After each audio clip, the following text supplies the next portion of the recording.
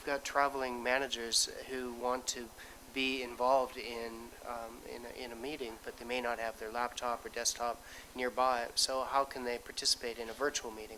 Well, one is to be able to tap in with a voice, teleconference type. Another is to actually be able to see what's happening in the virtual world via video on their phone. Others are to actually be able to broadcast themselves with video into the world, and we've been experimenting with that.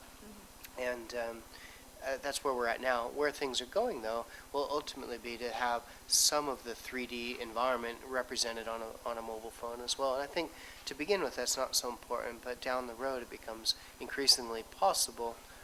But it needs to be driven by what are the use scenarios that make sense. I mean, what do people actually want and need in their hands? Is it a full-blown version of their virtual world, or is it more like just the core functionality that they actually need? Some more of the communication tools, probably. In the short term, some of the workarounds are you establish a computer center like a internet cafe, which is it can be found in quite a few different places.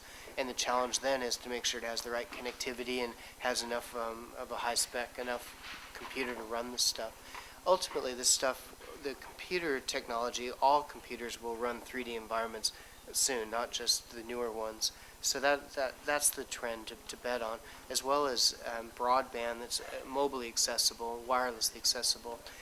Getting that connectivity out in the developing world is key. So what we'd advocate is let's go where the fiber is to begin with and continuously advocate investments in infrastructure so that we can bring the best teachers, doctors, accountants, whatever it's needed to people without having to travel there, connecting people across communities and across distance within these countries. I think there's a lot of potential. Well, if these are great platforms for communication, collaboration, that anybody can use, then anybody is going to use it. So I think that it's wise to be prudent that these kinds of activities are happening in public virtual worlds there. But you wouldn't want to have a secure conversation in a public virtual world.